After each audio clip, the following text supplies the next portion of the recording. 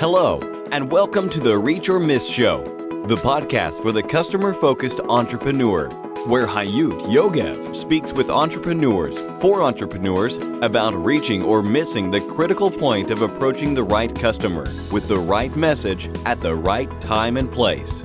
The point where business success starts.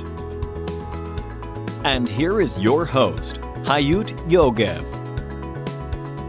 Reach or Miss, Episode 17. Jeff Bullas, what a pleasure. I'm so happy to have you here. It's great to be here and look forward to having a chat. Jeff Bullas is a digital entrepreneur, marketing blogger, keynote speaker, digital strategist, consultant, and best-selling author. He works with companies and executives to grow their online personal brand businesses through social, digital, and marketing automation. And he gets over 5 million visitors to his blog per year. Jeff was listed on Forbes as one of the top 20 influencers of CMOs for 2017 and was ranked by Apollo as the #1 global digital marketing influencer for 2016. I just shared with our audience what you did until now, and I would like to ask you to share with us what are you doing today and what are you most passionate about? Where are you heading? My mission is actually to educate and inspire people to win at business and life in a digital world. So that's what we are about. So it's very much about being global. It's about helping people to understand the digital world and then also to create a life that they love in the digital world, whether it's creating a business or building a personal brand, within a corporation or on their own, and learn the power of actually creating on this social global web. And where are you heading? What is in front of you? We're developing, sort of taking the business to the next level, which is to bring out some new products, write a new book which will help launch those, which is in that mission space. It's also to speak at more conferences around the world and get to meet people face to face. I love that part of it. So there's some of the things we're working on. Can you tell me a bit about the Jeff Bullas company? It's a company for many years, isn't it? Yes, it started as a passion project, so it really wasn't any big idea to be another Facebook or anything like that. It was just started from reading David Meerman Scott's The New Rules of Marketing and PR in 2008, and he talked about the power of content to attract an audience. And instead of having to go and chase them with outbound cold calling and other different tactics that have been around for decades. And I thought that sounded actually like a good idea because I've built businesses using cold calling, worked for corporations using cold calling and other outbound tactics. And this is in the era when the web really didn't exist. So then I came upon Tim Ferriss's 4-Hour Work Week, which talked about building a business in this digital world. And I went, okay, I like the idea. And then last piece of inspiration was reading a blog post by HubSpot. And it said, if you have an inkling of what you want to write about or start a business on, start a blog. So I thought, what's a blog? So that was the inspiration. So I discovered a blog was just a place to actually create and share ideas with the world. And the topic was inspired by my observation about what was happening with social networks. Everyone was obsessed with Facebook and Twitter and Pinterest and Instagram. And I went, wow, okay, there's something going on here. So my topic that I started to create content around was social media and the tech world. And then mobile showed up. And so that's how jeffbullas.com started. But at the time I was actually unemployed. But a few weeks later, I got a job in a digital agency where we built e-commerce sites for companies. And but I continued to write and create and publish on my blog late at night initially. And then I got up at 4:30 a.m. for the next 4 years before I started my day job and just created content and then shared it and then hustled it out to the global audience. That's how we really got started.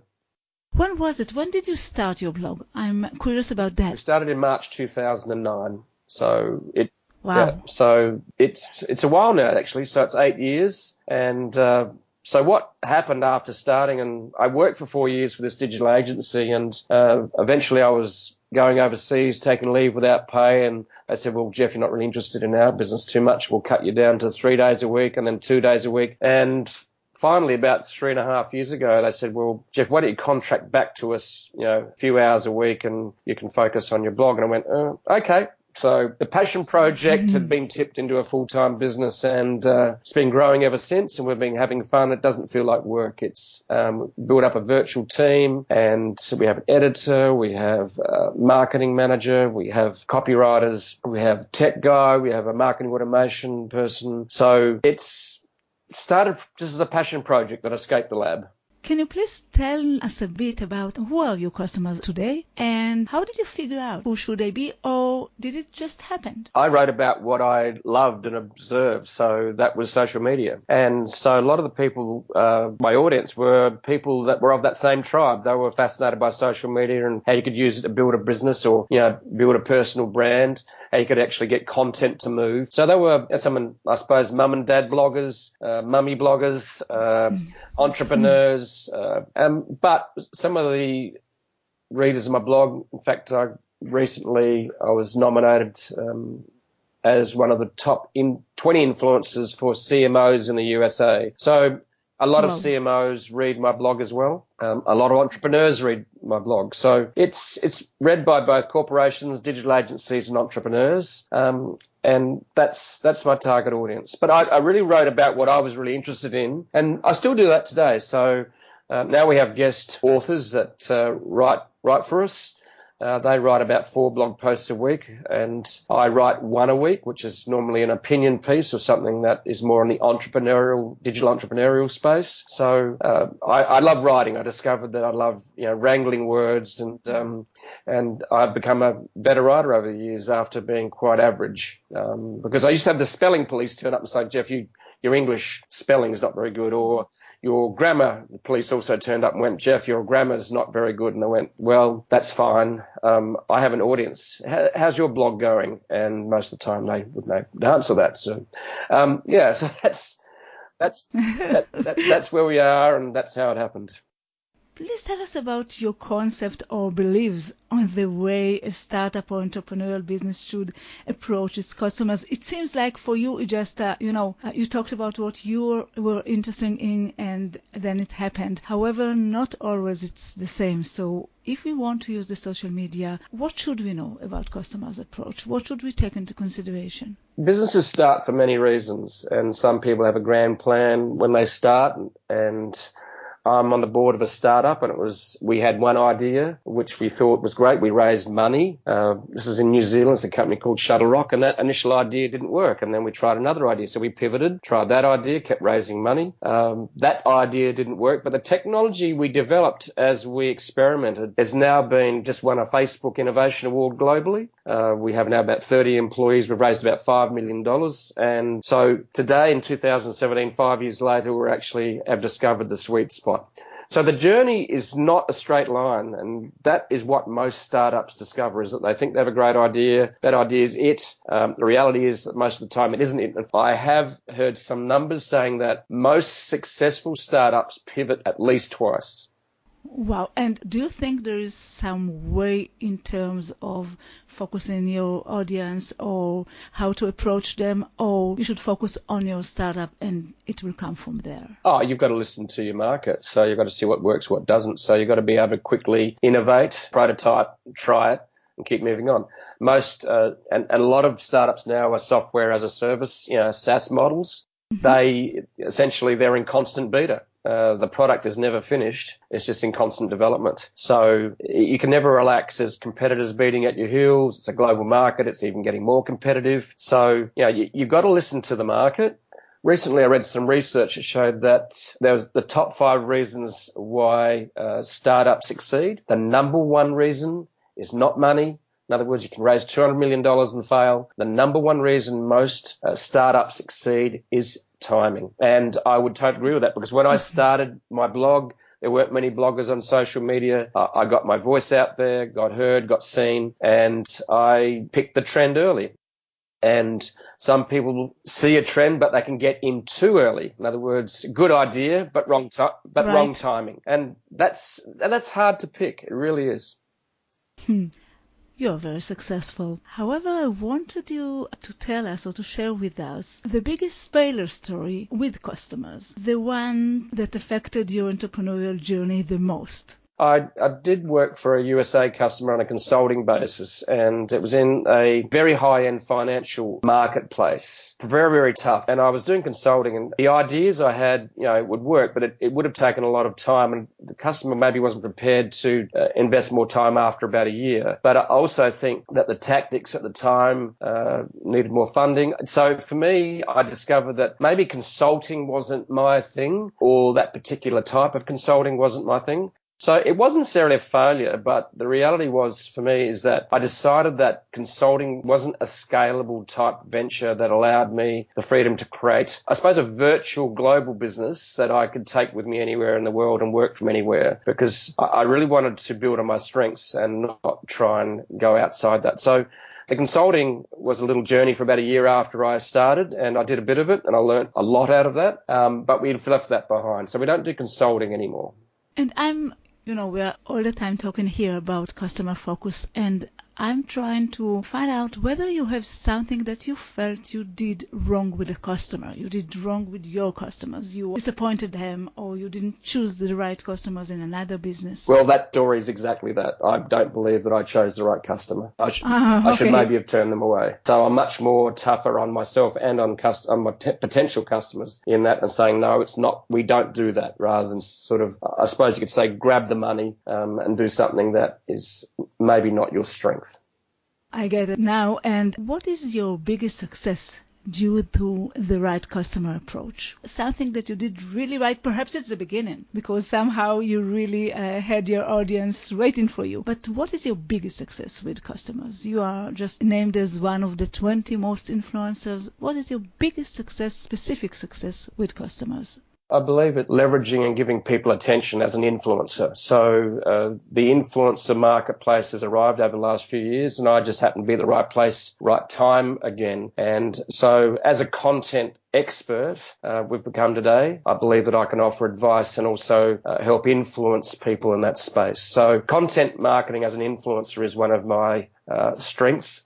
And we're always looking now at actually building on our strengths and developing products and services on that. And that's what we've done. So that's been one of my biggest strengths, is to start to make some inroads into the influencer marketing B2B in the content marketing area. If we are talking about today's digital tools, is there any recommendation you can give us about the best, most effective technological or digital tool that related to customer focus, marketing or sales that you are using or you think entrepreneurs should use? In this current digital world, one of the most important tools that you can develop our expertise in is marketing automation. And I think as marketing has become an art and a science, both creativity, the human side, as well as using technology to scale, because we have such a complex media world now, and it's just so many moving parts. And the only way you can really manage that is through technology. Mm-hmm. And marketing automation is one of the platforms that I believe from small to medium to large businesses need to master. And they're complex beasts, and you've got to use them in the right way. This marketing automation is the only way you can really scale a brand globally and manage. You're really a conductor, and the tools allow you to amplify and scale your efforts. And that is absolutely essential today. And the tools aren't expensive anymore. We have access, even as a small business, to marketing automation tools, even as simple as some form of email marketing automation. So it doesn't have to be expensive. Start from a couple $100 a month. And, most small businesses should be able to afford that. If they're not willing to invest in that, well, they need to really rethink their strategy. And because we live in a knowledge world, and getting that knowledge and information out in segmented ways, into multiple channels, measuring, because the marketing automation and Google Analytics allows you to measure the results. That's really one of the most important tools you can use.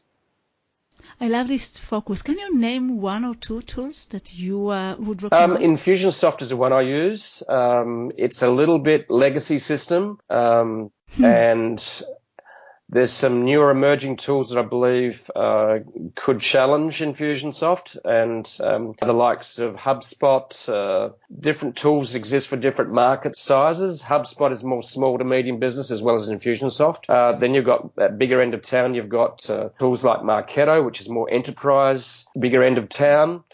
Then you've got other ones from IBM and Oracle, and there's some other really new exciting tools, emerging ones called Drip, another one's called ClickFunnels, which is developed by Russell Brunson and his team. And then you got all your email marketing platforms, which a lot of people start with, but then grow up from. So there's a whole bunch of them out there, and different tools are better for different size organizations, and also what particular type of marketing exercise that you are focusing on, whether it's affiliate, whether it's email, whether it's social, and the list goes on. And was there any person, service provider, like a mentor, consultant, advertiser, that really impacted your way and your customer success and can help other entrepreneurs as well? Or you can also name a book, but if there is any person, I would like to hear this story.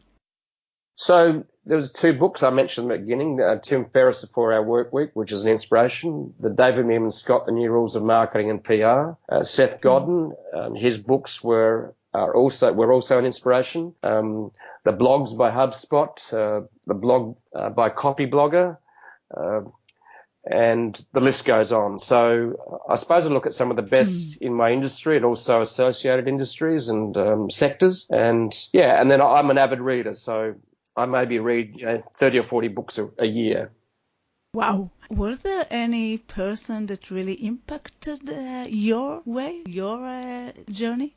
No, it's a collection. I couldn't say one person was the primary source. As I mentioned, Tim Ferriss, David Meerman Scott, and then inspiration stories, that you read, like about Steve Jobs, through the books, yeah. So the area in which and some of those, like Copyblogger, Social Media Examiner, some of those other when I started, a lot were in the same space and we're all learning. But for writing, for example, Copyblogger was an inspiration. Headlines they were as well. Then in terms of content creation and writing, the book by Stephen King, the famous fiction writer, he wrote one of his only non-fiction books, is titled On Writing. That book has been a great help for me in being able to craft my writing better, to develop my skills. Then there's a bunch of other books around that as well, and blog posts. And sometimes I've been inspired by TED Talks. So the inspiration comes from many sources. And there's a great quote by Stephen King, and he says, if you want to write a lot, you need to read a lot. There is no other way, because inspiration and innovation does not come from a vacuum. It comes from feeding your soul and feeding your mind with inspiration and education. I like that, because what you're actually saying is there isn't a one book or 2 books that really can change everything, but what we should do is actually seek for the inspiration and look for it in different books and different TED Talks and different podcasts and whatever. So we should feel ourselves. That's absolutely. What you're saying. And I think a lot of us start off curating, and then we actually, as we develop skills and more experience and more knowledge, that curation then turns into your own voice. Finding your own voice online or offline, whether it's from stage or whether it's in your writing or whether it's on a video or a webinar or even a podcast. You need to get to a space where you're no longer speaking from the notes. You're just speaking from the heart and the soul and the mind that is yours. And that is often, in most cases, in fact, I think every case, all that inspiration, innovation is a collection and curation of past experiences that becomes you over time. There are many things that usually come together and affect our success, and I'm sure your success as well. But if you had to focus, what is the one factor that affected the most on your success? What would you choose? It was about a year ago. I was recommended a book at a mastermind event in Phoenix, Arizona, and I downloaded the book straight away and straight onto my iPad, downloaded off the Kindle into my Kindle app from Amazon, and I read it on the plane on the way home to Sydney from Phoenix in the USA. And as I read it, I realized, and the book was titled Deep Work. It's by a guy called Cal Newport. And in that book, he described, that book titled Deep Work, he described a habit of sitting down in a habitual way and actually not being busy, not responding to emails, not listening to podcasts, but sitting down and doing deep work and focusing. And I realized that he'd given a name to something I've been doing for the past 4 years, which was getting up at 4:30 a.m., sitting down, creating, researching, writing, and then publishing and sharing those ideas with the world. That one particular habit has been the biggest transformation ever in my life. And I believe as human beings are all innately creative, we're going to find a place and a time to do that. Some can do it late at night. Some can do it early in the morning. Some don't have the time during the week, but they might spend a Saturday doing that. And some might find that they need to go away for a sabbatical, and that could be academics. They go away for 3 or 4 months and just write. It might be in Tuscany, or it might be even in Israel, or it might be in the south of France, or it might be in the Caribbean. So you've got to create and block the time to do your deep work. And then you've got to do one more step, and that's you've got to share that work with the world. And the other thing that then follows from that is actually to live that work. And there's a lot of academics, but I believe that the most powerful inspirers and creators in the world are the practitioners, the ones that actually do it and then share their journey. Wow, this was inspiring. I must say that I immediately took some advices from you, and I would like to ask you for your last piece of guidance and how can people connect with you. Okay. And then we'll say goodbye. So what is your last piece of advice? Okay, there's a great quote that I use all the time in my keynote presentations around the world, and that is, done is better than perfect. A lot of people have great ideas, but they never sit down and start. So nothing happens till you start. So I would recommend to anyone actually is to put their voice out to the world, even if you feel that you're imperfect, because the magic is in the motion. You really need to just sit down and do the work and share it, even if you feel that it's not perfect, because that stops about 50% of people actually starting because they have this perfection gene. They want to get it just right. The reality is that none of us are perfect. We need to just get it out there. It doesn't mean do bad work. It means do the best you can at the time. And because what happens when you do that, and on this social web, when you share it, your work with the world talks back to you in real time, and then it validates your creation. And then the world shows up. And that's the last piece of advice I'd like to leave today. Thank you for that. And is there any easy way to connect with you? Or you can just Google me, jeffbullas.com. There's contact me tab on my website. Drop us a line and we'll get back to you. I might take a while because I'm busy, but and I might be traveling. So that's how you can contact me. So just Google me, find my website, and get in touch. We will have all the links and the books as well. I would like to thank you so much for being here. It has been a very interesting story to hear and great advices. It's been a pleasure. Thank you for having me. Thank you. Thank you, Jeff. Bye-bye. And for you, our listeners, until the next time, it all goes down to this. You either reach or miss. Keep reaching your goals and vision. Bye. Thank you for listening to the Reach or Miss Show, the podcast for the customer-focused entrepreneur. You can find all the information, links, and resources that was mentioned at the show in our website, reachormiss.com. See you next week.